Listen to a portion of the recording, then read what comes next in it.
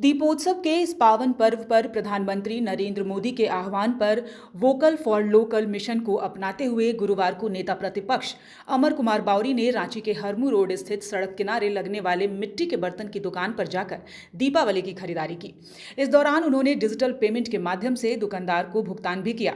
मौके पर मौजूद मीडिया से बात करते हुए उन्होंने कहा कि प्रधानमंत्री नरेंद्र मोदी ने देश की अर्थव्यवस्था को आगे बढ़ाने के लिए लोकल फॉर वोकल और डिजिटल पेमेंट को बढ़ावा देने का आह्वान किया है।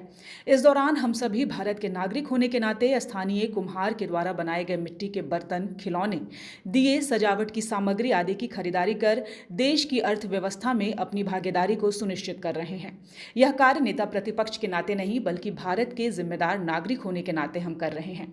वहीं उन्होंने देशवासियों से भी आग्रह किया कि वह भी लोकल फॉर वोकल और डिजिटल पेमेंट को आगे बढ़ाते हुए इस दीपावली स्थानीय व क्षेत्रीय कारीगरों से खरीदारी करें और उनके घरों को भी रोशन बनाएं।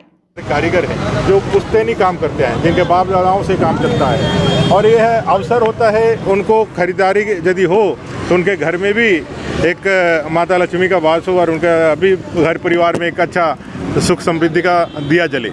तो हम सब लोगों ने यह प्रयास, जो माननीय प्रधानमंत्री जी का अभिनव प्रयास है, वोकल फॉर लोकल, जो हमारे लोकल प्रोडक्ट्स हैं उस पर हम गर्व करें और इंडियन ब्रांड को हम ज़्यादा करें। तो ये हमारे संस्कृति से भी जुड़ा हुआ है, हमारे त्यौहार से जुड़ा हुआ है। दिवाली में हम लोग दिया जलाने की ही बात करते हैं, तो ऐसे तमाम प्रोडक्टों को खरीदने से ऐसे कई एक घरों में उजियाला आएगा और इनका जीवन अच्छा चलेगा। इसलिए मैं आप लोगों से भी आग्रह करता हूँ कि जितना हम बाज़ारों के, बड़े बाज़ारों के प्रोडक्ट्स जो विदेशी, खासकर विदेशी बाज़ार है, उसको हम ना कह के स्थानीय अपने कारीगरों को उन्नयन के लिए इस तरह के अभियान से जुड़े और ऐसा काम करें। लेकिन घर की खरीदारी जहाँ जब मौका मिलता है हम लोग करते हैं। दिवाली इसलिए खास है क्योंकि रामचंद्र जी जब अयोध्या लौट रहे थे, रावण लंका दहन करके, रावण को दहन करके, तो उनके आगमन पर दिवाली मनाई गई थी और उसी त्यौहार से यह दिवाली है, अयोध्या आगमन का।